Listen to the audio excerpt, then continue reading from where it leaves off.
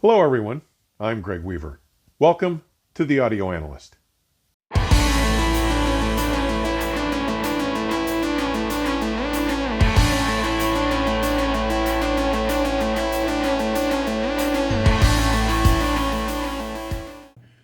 Following Maurice's excellent presentation last week, it is my turn to share my 10 favorite alternate rock releases. I'll wager that many of you may have heard of or even heard a good number of my choices. But I'll also wager that there may be more here that you missed entirely and shouldn't have. As with Maurice's list, there is no particular structure or significance to their order for this presentation. So here we go. I'll start with Crack the Sky's Eponymous debut, released in 1975 on Lifesong Records.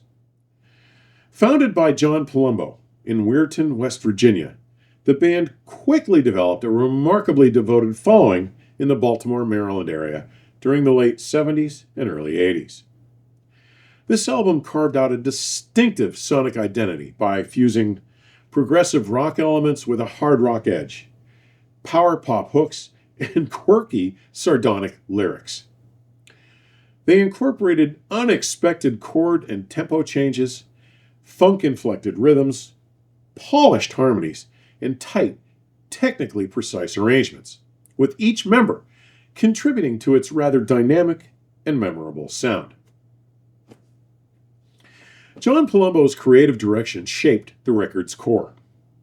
He performs lead vocals and plays both lead and bass guitars as well as piano, weaving tasteful keyboard flourishes throughout.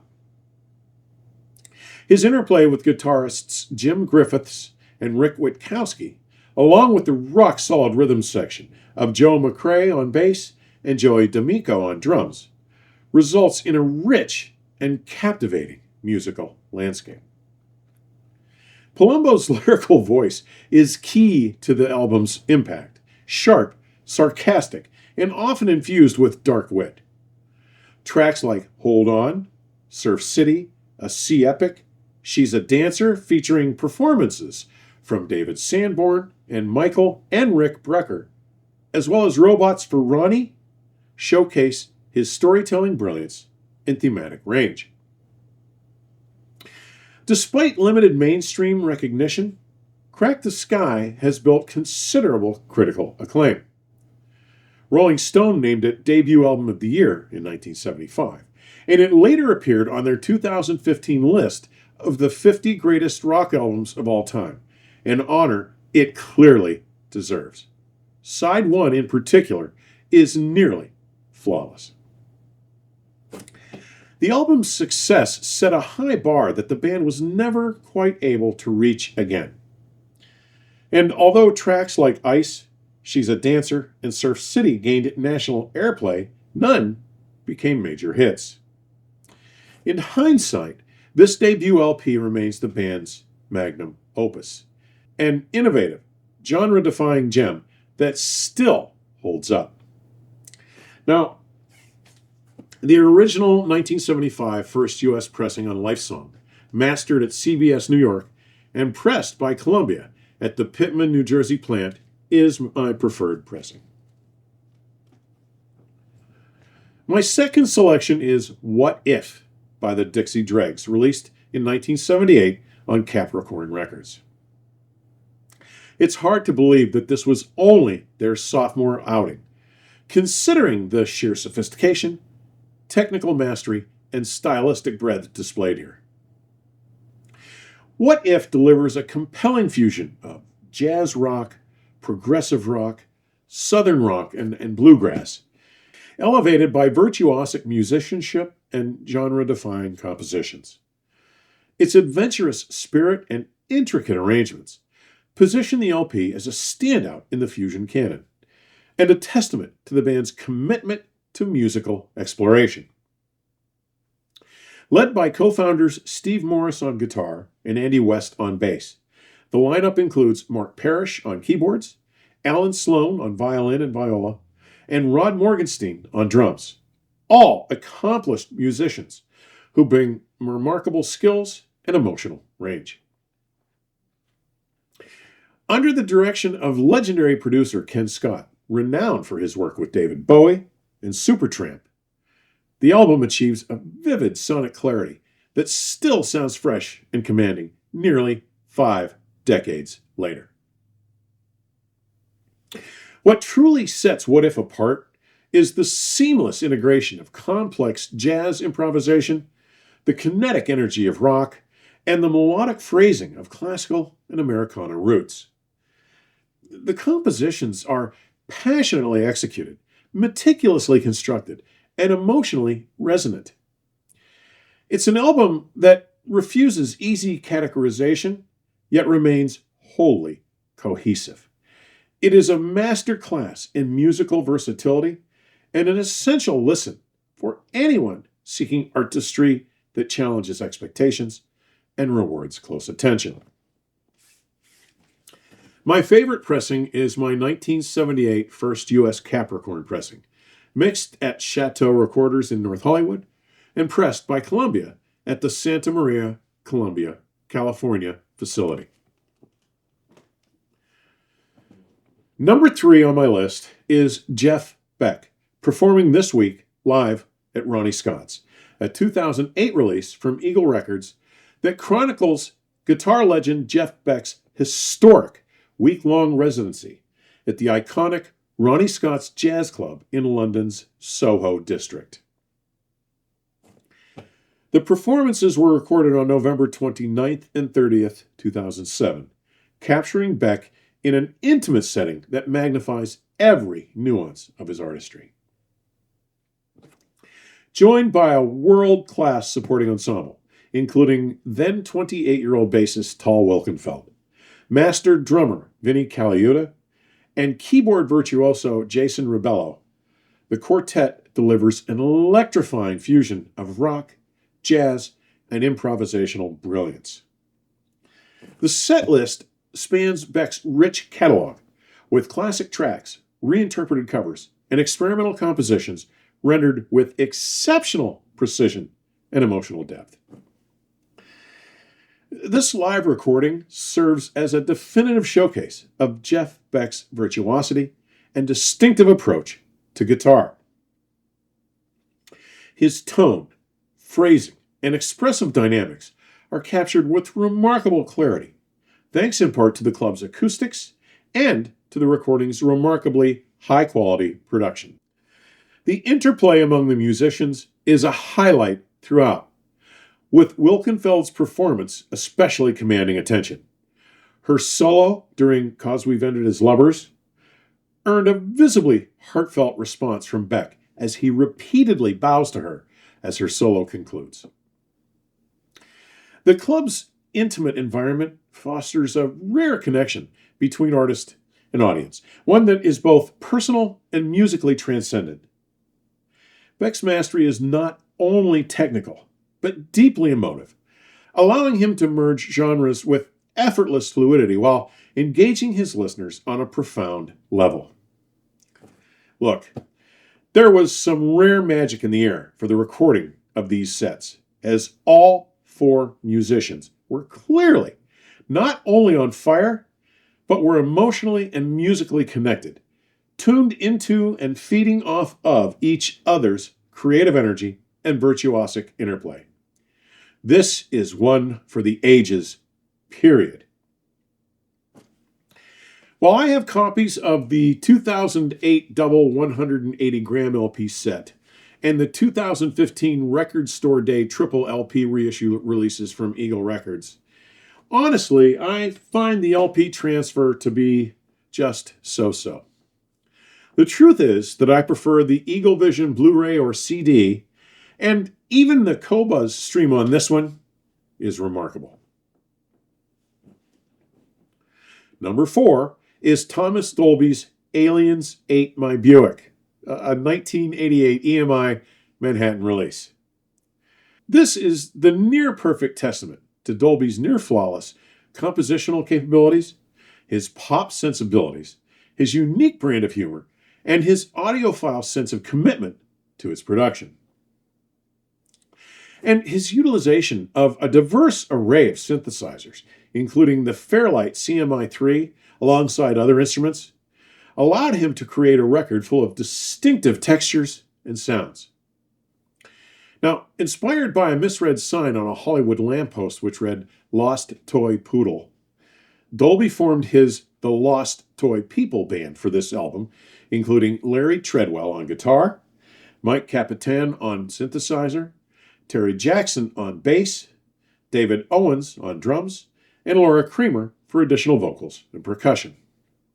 And there is no question that they contributed new musical ideas and exciting energy. The result is an eclectic mix of genres, blending funk, jazz, zoot suit swing, salsa, and reggae with his signature synth pop style. It delivers bold, in-your-face energy and experimental sound, moving away from the more introspective style of his previous work, and it will have you laughing out loud at its lyrical content.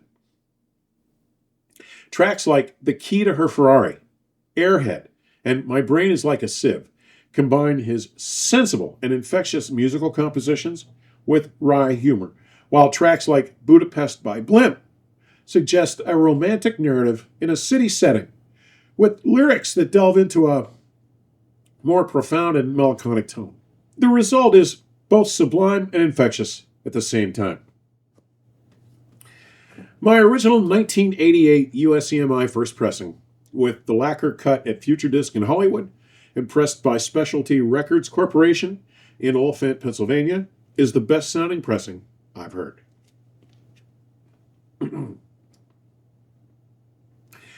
At number 5 on the list comes Cat Stevens' 1972 Island release, Catch Bull at 4. As Stevens' 6th studio release, it is pivotal, showcasing a shift towards deeper, more introspective themes and a more adventurous musical style. The album delves into deeper, more personal themes, reflecting Stevens' personal spiritual journey and his attempt to make sense of his fame. The main cast of musicians includes Stevens himself on piano, guitar, and synthesizer, with Alon Davies on acoustic and Spanish guitar, Alan James on bass, Gene Roussel on piano and organ, and Jerry Conway on drums and percussion.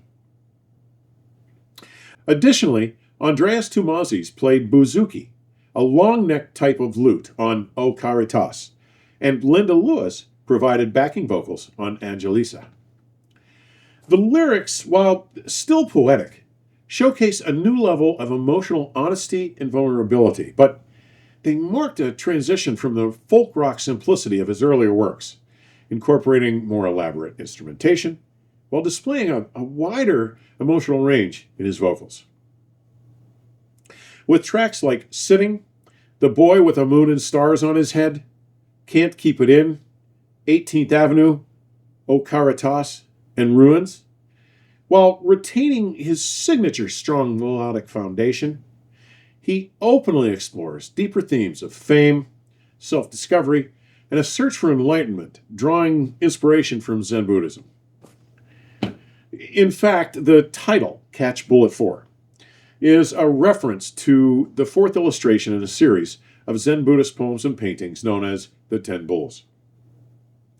The series depicts the stages of spiritual enlightenment and self-discovery, and in the context of the album, Catching the Bull, the fourth stage, represents the effort required to grasp one's true self and embark on a path of spiritual development.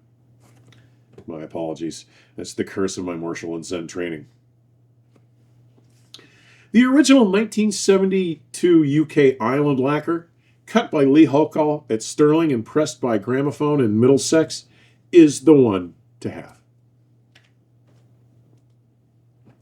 Coming in at number 6, we have Ronnie Montrose with his eponymous 1973 Warner Brothers release.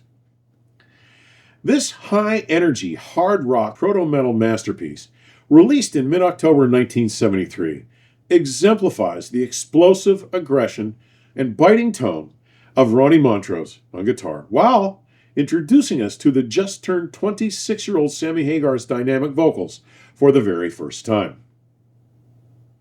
The album benefits from a tight and impactful rhythm section comprised of bassist Bill Church and drummer Denny Carmassi, whose drumming has often been compared to John Bonham.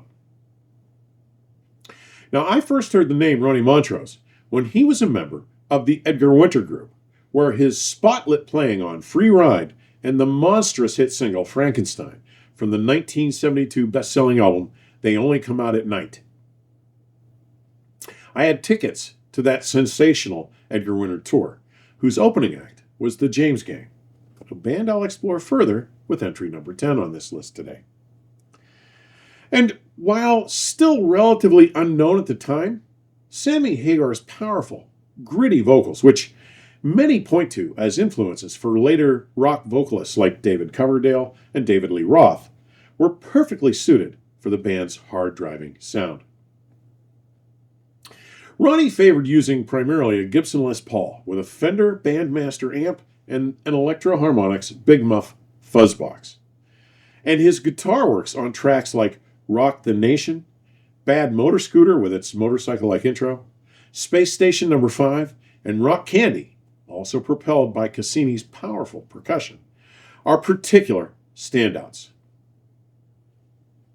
Classic Rock magazine aptly described the album's sound as a primeval pandemonium topped with liberal amounts of cool American gloss. The album's influence is significant, laying the groundwork for a generation of late 70s California bands, most notably Van Halen, who even covered Montrose songs and worked with the same renowned producer, Ted Templeman. There are even arguments to be made that supports this record's influence on bands like Def Leppard and Iron Maiden, who even covered Space Station No. 5 as a B-side. Now, despite not being a massive commercial success upon its initial release, it has gained platinum status over time and is now considered a classic of the genre. Its role as a trailblazer in American hard rock, the raw talent of its musicians, especially Ronnie Montrose's guitar and Sammy Hagar's vocal, its influence on future bands, and its enduring appeal that transcends the decades have cemented its place in rock history and its inclusion on this list.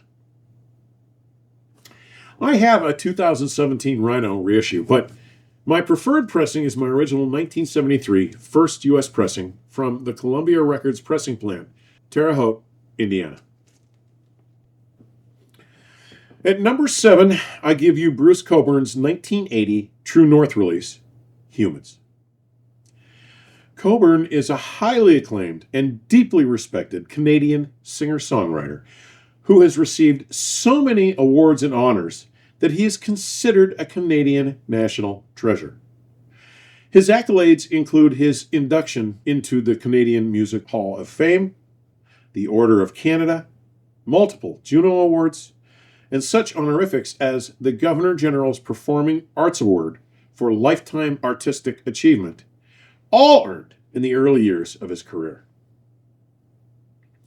While Bruce plays guitar and provides vocals here, other musicians include Dennis Pendrith and Tony Hibbert on bass, Hugh Marsh on violin, Pat LaBarbera on reeds, John Goldsmith and Bernie Pitters on keyboards, Patricia Cullen on synthesizer, Bob DeSalle and Ben Bowe on drums, and Brian Leonard on other percussion. Humans marks a turning point in Bruce's career as a clear departure from his earlier acoustic folk jazz style, adopting a more electric, rock-oriented sound, incorporating elements of reggae and world music, showcasing a tougher, more energetic approach while exploring themes of personal and social breakdown. It's notable for its raw, honest lyrics, reflecting his personal struggles, not the least of which was the dissolution of his marriage, and is full of observations on the human condition, culled from his travels and life experiences. And while I also think that 1984's Stealing Fire is an equally deserving and impressive milestone, Humans has long been regarded by most as his finest moment on record.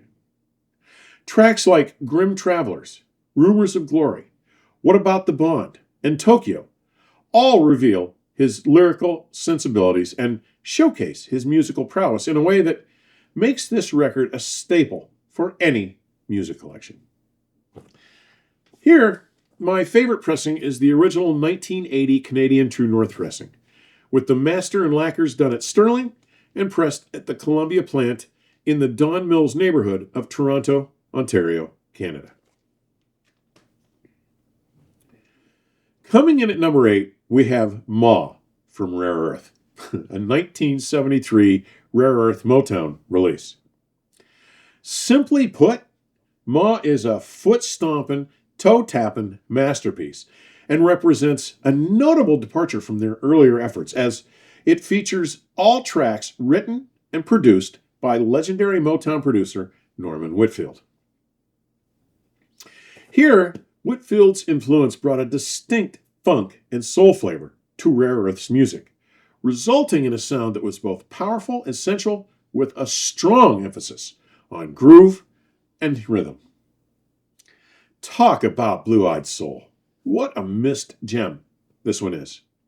From its provocative, distinctive cover art to its rambling, bluesy, soulful, 17-minute-long song about a hard-luck mother that spans the entirety of Side 1, through Side 2's 4-song tour de force with tracks like Big John Is My Name, the high-energy funk anthem, and a unique version of Smiling Faces Sometimes. This record is a milestone. Released just 1 month after Pink Floyd's Dark Side of the Moon came out, I was the only kid in my crowd who got this record, and it was only a handful of my older schoolmates and friends who would flash a knowing smile as they would see me driving around town in my car, windows down, with this release blaring from my Craig power ply. And my favorite pressing is the 1973 original first U.S. pressing on the Motown Rare Earth label, pressed by the RCA Records pressing plant in Hollywood. I have a couple, including this promo. With number 9, I submit Poco's Legend, released in 1978 by ABC Records. While Poco was founded in 1969, Legend was their 11th studio LP when it was released, but its surprisingly strong songwriting and polished production not only helped to accentuate the emergence of co-founder Rusty Young as a prominent creative force for the band, it marked a clear shift in Poco's sound, moving towards a more pop rock oriented direction while still retaining their signature country rock roots. When it was released, we had just witnessed the departure of longtime members George Grantham and Timothy B. Schmidt. But the new lineup included Rusty Young on steel guitar, joined by Paul Cotton on lead guitar and vocals, Charlie Harrison on bass and vocals, and Steve Chapman on drums.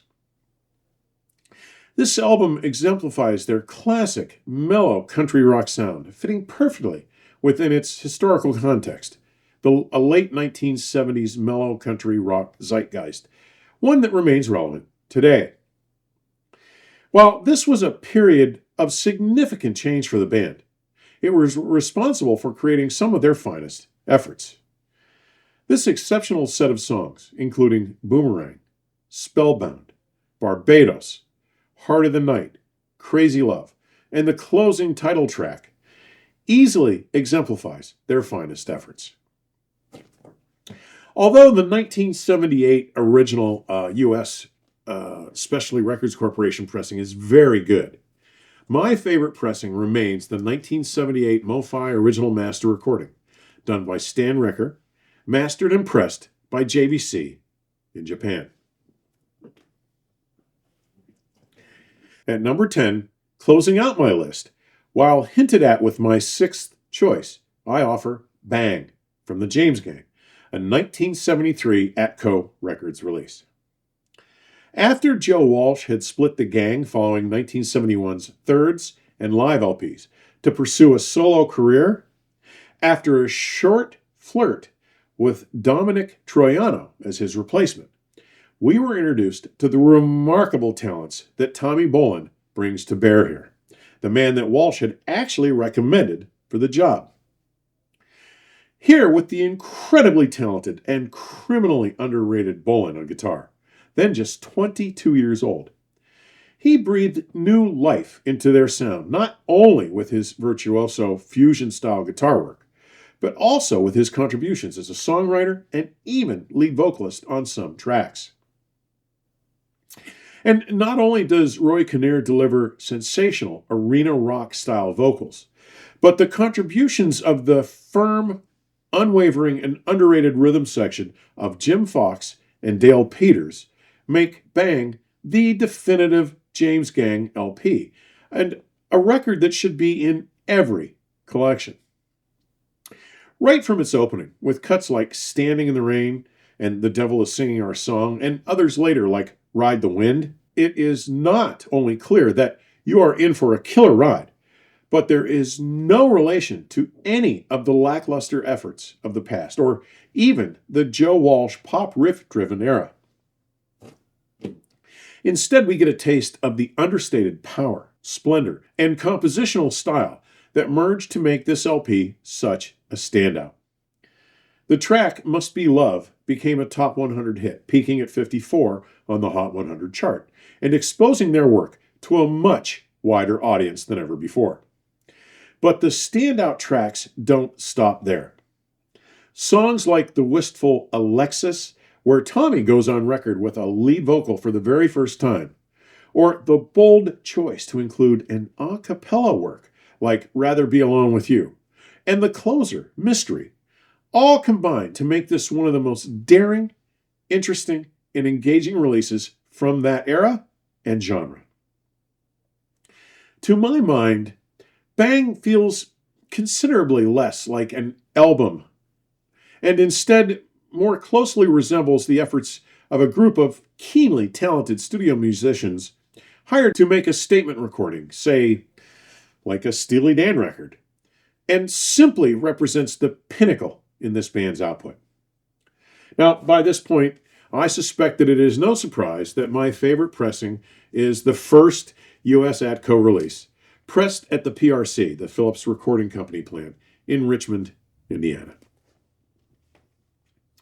So there you have it, my 10 standouts that typically got overlooked or ignored regardless of their outstanding achievement and importance. I hope you found some enjoyment from this curated list of LPs. And to make it a bit easier for you to explore these titles, I've included Qobuz links to all 10 of them in today's description section. Oh, and I've also included the full list of titles I started with before settling on these 10, another 30 titles, also all deserving of your attention. I look forward to your feedback. As always, thank you for taking the time to drop by today. Further information on supporting the channel may be found in today's description section or at my companion website, theaudioanalyst.com. Please stay safe and keep the music playing. Until next time, cheers.